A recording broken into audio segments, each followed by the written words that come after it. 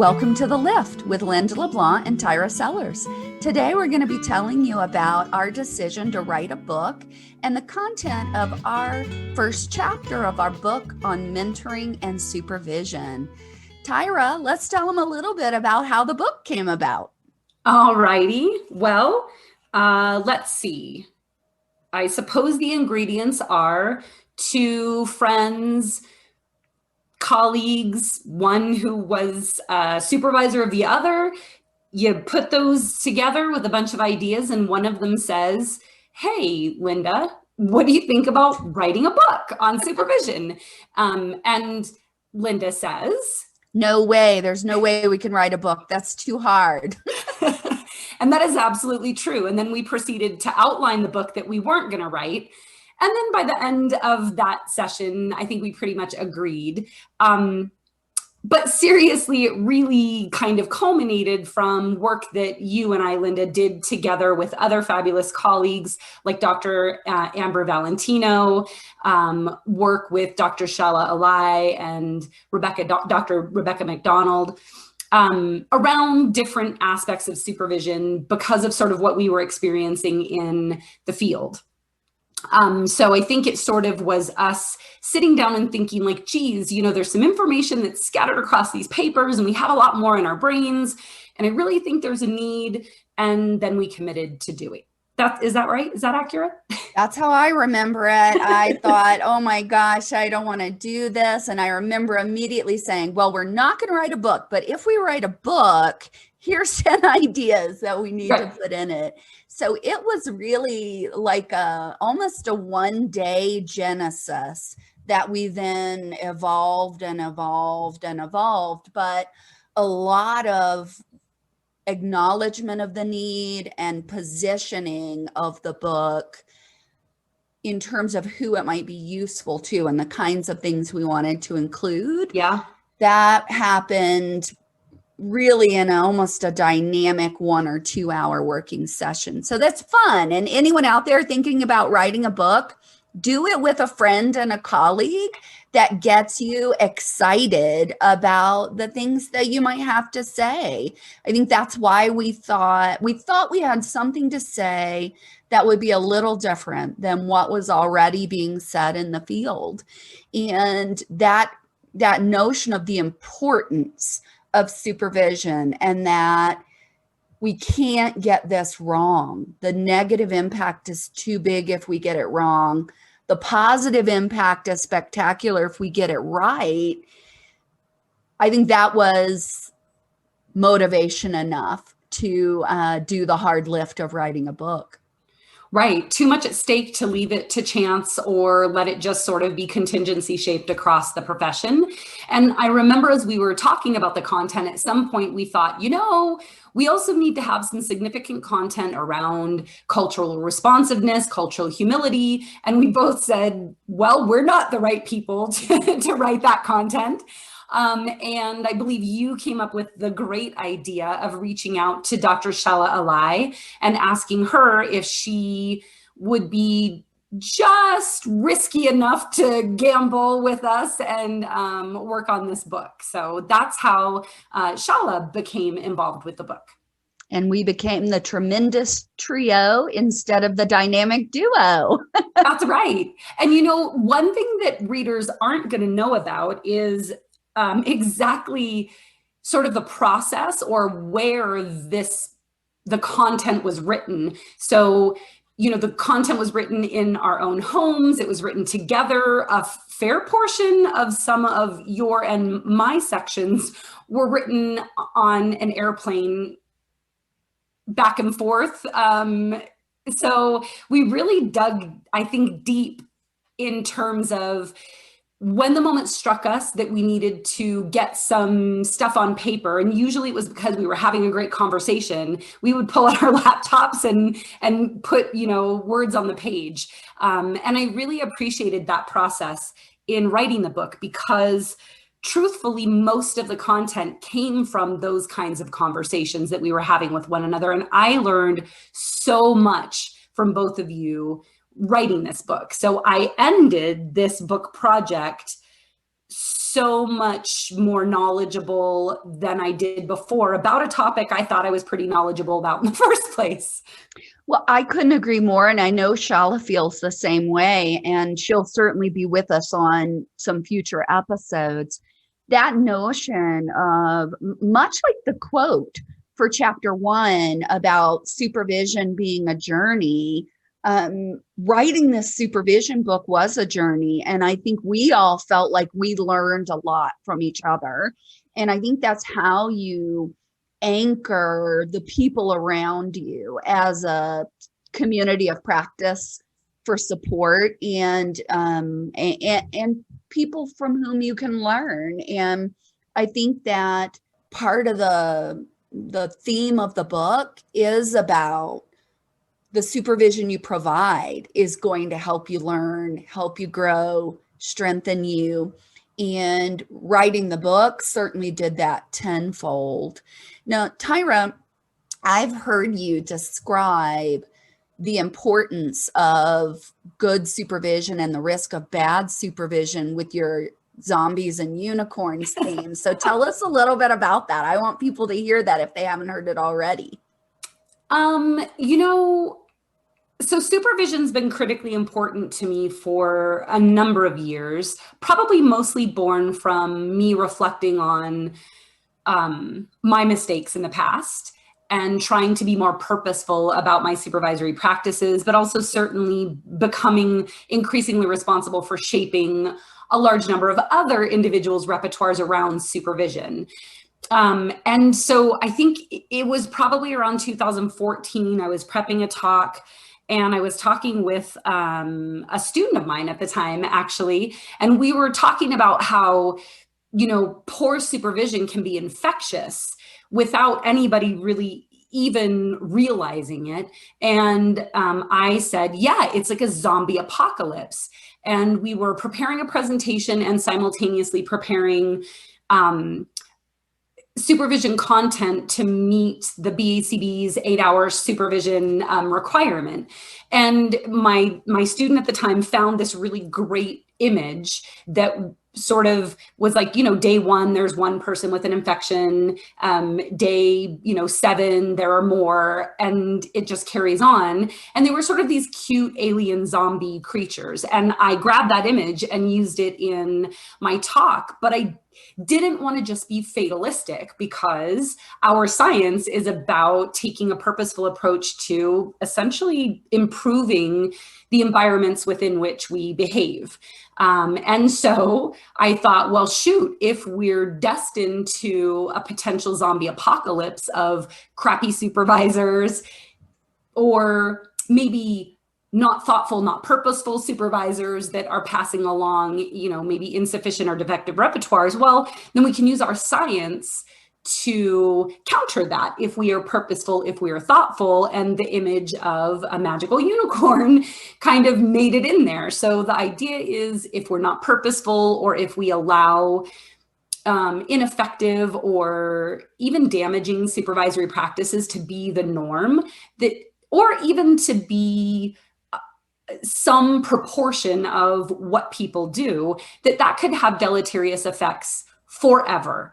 And it doesn't only affect your trainees, who then become supervisors, because those repertoires will then filter down to their trainees, who will become supervisors. It also affects all of the clients that all of those individuals work with, because we have some data now coming out in our field showing that, experience level as a clinician translates into better outcomes for your clients. And so it really was just this way to have some images that I think anybody could connect with and would produce sort of a palpable emotional response. Like, shoot, I don't want a zombie apocalypse, but I sure love me a unicorn. I want to be a unicorn, and listeners out there, you be a unicorn too. And that's what we're going to be talking about, how to be a unicorn. Yeah, we're going to unicorn up that supervision. And then John Austin talked about this concept called a behavioral contagion, which is a behavior analytic account of a potential zombie apocalypse or an infectious magical unicorn. This is pretty cool that not only does pop culture explain it, but we also have a behavior analytic account of it. Excellent. Well, and we do have a field where our growth trajectory is such that at least half of our current BCBAs have been certified 4 years or less. That's right. And that shift is likely to continue. And that means we have relatively newer people to the field supervising others. And if we really are behavioral in how we think about things, we know to be a good supervisor, you have to learn how to be a good supervisor. That's right. And we don't just want to wait or rely on a short contingency shaped learning history. We have to create resources that are going to help us serve as those rules and supports to be able to start out of the gate strong as a supervisor and be at least a little bit unicorn, even if you're still growing your horn, for heaven's sake. That's right. And, I think the idea that is a heavy load, it's a big lift. And I think you and I were responding to the idea that maybe if we shared some of our experience, our knowledge, our failures in the past, ideas that we came up with at work, maybe we're lightening that lift for other people, or at the very least, we're making it such that they're on even ground when they're lifting that heavy load. They've got, a great grip.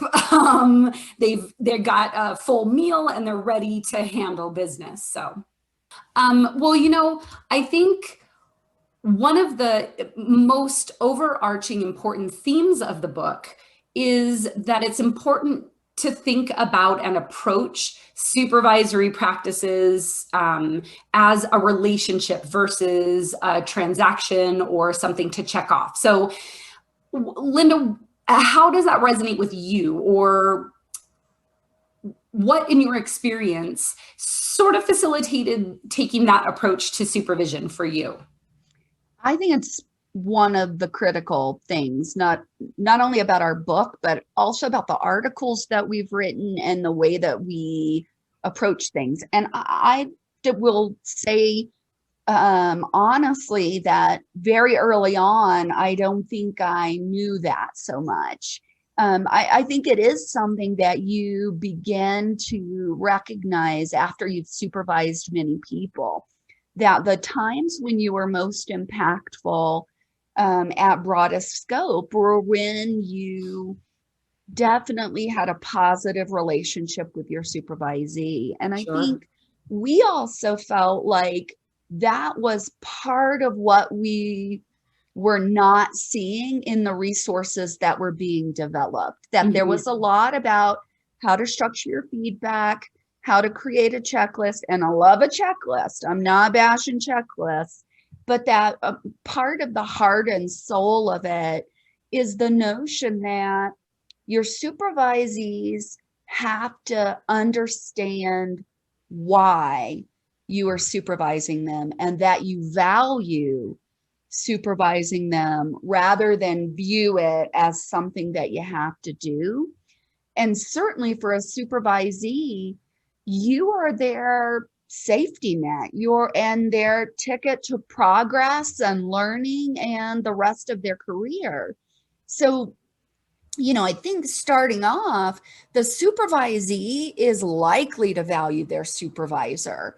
They need them. They, even if they don't have a lot of insight into what they don't know yet, there is this strong motivation.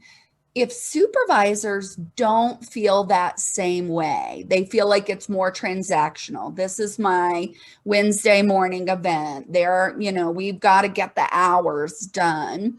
Then I think the experience can feel hollow. And so to introduce that notion of, as a supervisor, set yourself up to behave in ways that help people believe that they are your people, that you are connected to them, that they are connected to you.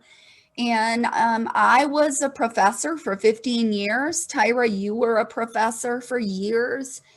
Well, just a few years, just to be clear. that notion that you want to create some lasting connections to people, and not just with your major professor, but why not feel that way with any supervisor who has something to offer you and who has the opportunity to help you grow. So to us, that really, we felt so strongly that that was missing from some of the other works that have been published at the time, that we made it a theme and even put it into the title of our And it is a book. long title. Do you want to say the title for listeners? No, you say the title. Oh, well, I'm not going to say it. I'm going to read the title. Building and Sustaining Meaningful and Effective Relationships as a Supervisor and a Mentor. And it is long, but I'll tell you, like, it really is sort of the central thesis of the entire book. So it's kind of like you can read the title and know what you're about to get into. Mm-hmm. And it's no lie. That's exactly what you're going to get. How to build them, how to keep them going, how to, maybe repair them if they get a little bit fractured. Yeah. I think one of the things that we explored in our conversations, and some of this made it into the book, was I mentioned how early on you might not realize the importance of viewing these events as relationships, but we all began to talk about what we had learned from different supervisees. And I'll call out one. Her name was Courtney Dillon, and she's now Courtney Cotter. She got her PhD with me at Western, and you've just never met such a kind, caring, empathetic individual, and thoughtful, just a great human being. And even though I was the supervisor, she was a great model for me to let that kindness and gentleness show in a way that I probably didn't do quite as much of early in my career, because I was a young woman in an academic setting that was heavily male dominated. And I kind of was, squaring my shoulders and being, tough and productive. But, as a supervisor, when you really put yourself in a position to see what you value about each supervisee, you learn from them. So it really is bi-directional. Both people benefit, and that kind of makes you a better supervisor to the next people. Yeah, that idea of bidirectionality has been so important for me. I think the events that led to me really starting to explore the idea of a purposeful relationship, not just one that happens to develop, was reflecting on the fact that I learned, maybe in some instances, more from my students and supervisees and trainees than they had learned from me. And then that realization that if I'm taking away so much from this relationship, am I communicating that to them? Do they know how much I value this, and that they are helping me become a better clinician, a better behavior analyst, a better supervisor, a better teacher? And so making sure that at the start of the relationship, that was communicated, that, like, sure, I might have some stuff to teach you, but I guarantee I'm going to make mistakes and I'm going to learn a lot from you, and we're in this together. And if we aren't agreeing that we're in this together, then it might not be worth being in this. And so that was really important for me. And I'm so glad that we, all three of us, agreed on the focus of not only a relationship, but a purposeful relationship. And even though there is an inherent power imbalance that can be borne out in lots of different ways, particularly when you think about intersectionality and what everybody brings to the table, the idea that at some level there needs to be an evening of the playing field early on, so that both parties are recognizing we both have things to lose and we both have things to gain. This is not a one-sided transaction.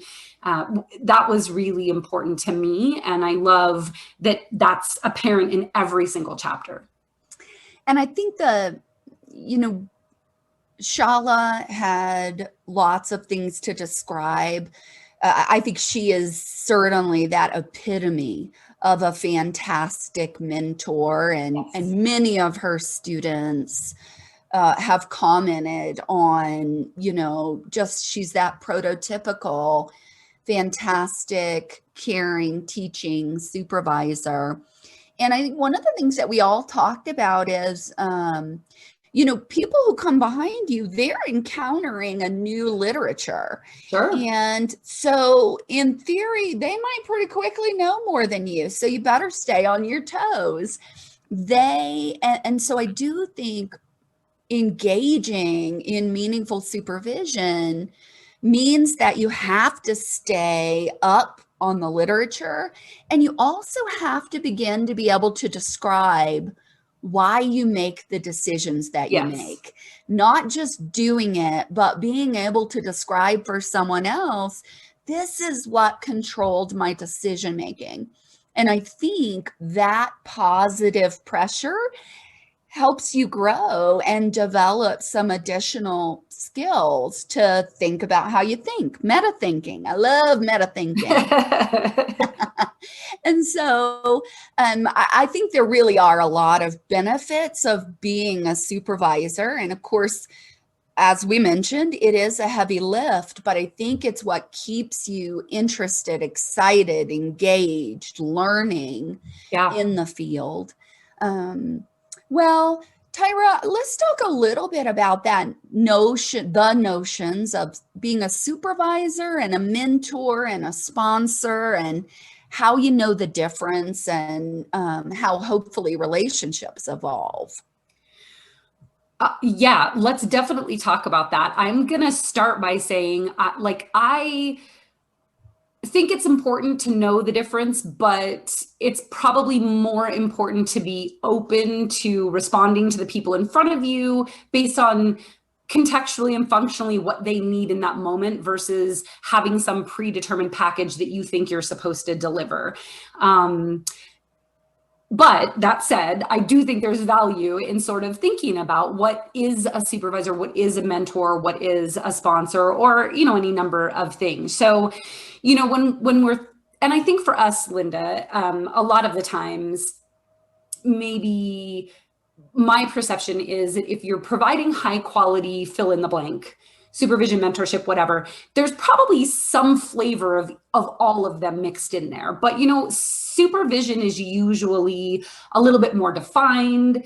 There's usually some clear roles and some clear behaviors over which you have some responsibility that the supervisee or trainee is performing. That word is critical, responsibility. In fact, I love the article that you wrote with Shala and Rebecca about kind of the ethics behind supervision, and that it is taking full responsibility. That's what's unique to a supervisor. That's right. And, that notion didn't even wasn't even our unique thought. That came directly from the overarching statement in the 5.0 section of the Professional and Ethical Compliance Code that kind of sort of says, you're responsible for the whole enchilada, supervisor. This is not just a task list or, can someone do a preference assessment? You're signing on for the real deal, for the whole thing. And so that's kind of the idea when it comes to supervision, that it can be very directed and is about skill sets and the performance of those skills or acquisition of knowledge and the application of that knowledge in some sort of context or setting, and that you are responsible for developing it and for that in that individual, and that individual maintain it and use it. And you need to be, kind of measuring how well you're doing in terms of their acquisition, as well as some social validity measures, right? We know we can be effective at changing people's behavior, but you want to do it in a way that feels good You want to do it in a way that they can replicate, and that gets to your point before about kind of tacting your thought processes and your decision points. And so that's the supervision piece. It's more structured. You may be working in the same sort of employment setting as that individual, or you might not, but it really is about the oversight, being responsible for the oversight of that person's work performance in a given context. I think, is that an okay way to describe it? I think that's a fantastic way to describe it. Cool. And it's, yeah, and that's, that's in sharp contrast to the word mentor, where there is not necessarily oversight. Sure. Someone could be a supervisor and a mentor, but as a mentor, if that's the only role, it's discretionary. I'm not responsible for you. I simply serve as that wise counselor. And, my minor in college was the classics. So I remembered that mentor comes from a character in the Greek literature, and mentor was that friend to his mentee's father who stepped in, who counseled him, always gave him advice, helped him make decisions. And that's really the embodiment of what a mentor is today. So it clearly can be compatible when you view supervision as a relationship. It might not be compatible if you're not viewing supervision that way and you're viewing it too transactionally. But that notion of a person that you could always count on to help you make decisions, to be your sounding board. And a mentor, often certainly in Greek literature, mentor was older than his mentee, but a lot of times we have people who are in that role of mentor who are peers. I think you and Shala and I all felt like we were mentoring each other through the book. If there was a time when we were struggling a little bit with one of the chapters, we reached out to the others and said, this isn't flowing. It's not resonating. I can't figure out why. Let me bounce it off of you. We can each be wise in our different areas. And when you feel like you trust someone's judgment and can rely on them for counsel for your decision making, that person probably is a mentor. If you know they'll answer the phone when they have no responsibility or need to do so, but they will always answer the call, answer the email, and help you when you need them, that person's likely your mentor. Yeah, I think that's the key piece, right? That, it is completely at, as you said, the discretion of that mentor to be there and provide that support for an individual. And that person, that mentor probably doesn't control any of the contingencies. And I think as someone that has mentors, I count on my mentors to tell me the hard things that need to be told also. So a mentor isn't just someone to kind of, tell you great job and those sorts of things. Like, more likely the mentor is the person to tell you the truth when you need to hear it, help you make those hard decisions. And because it's someone who probably doesn't have much control over the contingencies in your life, they're likely to be giving you very honest advice or honest opinions. So I think that what often happens is someone might be a supervisor in one area and they might provide mentorship in some other area. So maybe I have a supervisor at my clinical placement who also mentors me in some decisions around grad school, right? So I think there is the opportunity for supervisors to engage in mentorship. And often after someone has been a really effective supervisor, they then sort of shift and that role evolves into kind of a mentoring role. Yeah, I agree. It's a great evolution And that evolution is almost always going to be predicated on it really was a relationship. Yes. And there was a Yes. supervisory situation. And I would say this, you have a supervisor when you are a trainee, when you're a supervisee, you're that person hopefully is fantastic, is a unicorn, is Right. infecting you to be a unicorn. But there comes a point at which you begin to operate independently. You're credentialed, you're out there, you're expected to be competent, if not expert, and getting better all the time. And I think if you don't pay attention to that need for ongoing learning, growth, counsel, it can feel lonely out there when you've been out there 3, 4, 5, 10 years. And I think that at that point, you may have a manager at work, you might not, you might be the boss of everything. The way our field is going, people get into managerial positions quickly. Sure. And you can feel like, where's my supervisor? Where's my lifeline? And so if you don't have someone that you could, listeners out there, if you don't have someone that you could point to and say, I really feel like this person is my mentor, whether they're your peer or not, you want to find that person. You want to keep that connectedness in your professional activities because it's part of what helps you feel engaged and it helps you become more confident. We've got a couple of activities in the book and maybe we'll wrap up on those, but at the end of chapter 1, there are a couple of activities that help you explore. Have you been someone's supervisor, mentor? Have you ever sponsored someone, which means that you went out of your way to kind of nominate them for an opportunity, award, write that letter of rec for a job. And both perspectives are there, right? Like you, supervisor, reading this book, have you been any of those? And do you think the other person also thinks of it that way? If you think you're a mentor to this person, do they think you're a mentor to them? It's one of those things where one might say that's a little bit of an indicator of the health of the relationship. Sure. If you think you were their mentor and they think they've never had a mentor, something was not quite in Unicornville. And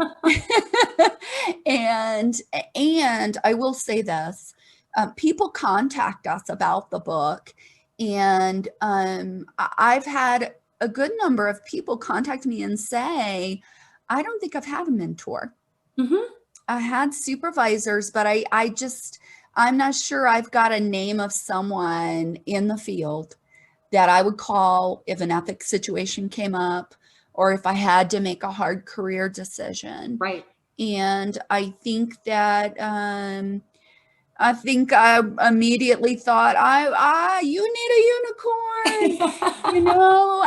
I don't want anyone in our field to feel lonely that way, to feel like there's not someone helping them lift. And I think that's kind of part of this podcast as well, is that even though Tyra and I don't necessarily and never will know everyone out there in such a rapidly growing field, maybe there'll be a few words of wisdom that we drop in this podcast that could help someone feel like they've been mentored a little bit, even if it's indirectly, but maybe it inspires them to find someone in their community to even be mentors to each other. Yeah, which we call friendtors. That's right. Yeah, so the blending of a friendship and a mentorship. And I think the flip side of that some of the questions in chapter 1 activity get at is, that you also need to be mindful about your role as a supervisor and your ability to maybe become a mentor, or engage in a collaborative bidirectional relationship in your supervisory practices that at the very least signals to that other person that the availability for mentorship post supervision is there. I think that the hallmark of a great supervisory relationship as it's coming to an end is that those individuals still want to stay in touch. They're still interested and sort of wanting to make sure that each other are well and they're invested in each other. Successful. Absolutely. So yes, there's the idea that you should have a mentor, but also think about how you want to proceed such that you can be a mentor to other people. And I think that it's sort of this very lovely contingency trap if you do it well. Well, let's wrap up this episode that was on chapter 1 of the book with our opening quote. This is from Dermot Barnes-Holmes, and it says, "The supervision experience, at least for me, has sometimes involved sharing the best and the worst of times. So if I was to summarize the supervision experience in one phrase, it would be a shared journey of discovery." So we hope this podcast series is going to help you be on a journey of discovery. We thank you for sharing it with us, and we hope you'll join us for the next podcast where we'll focus on how you start strong in supervisory relationships. Yeah, go get you a mentor and be a good mentor and have a fantastic day.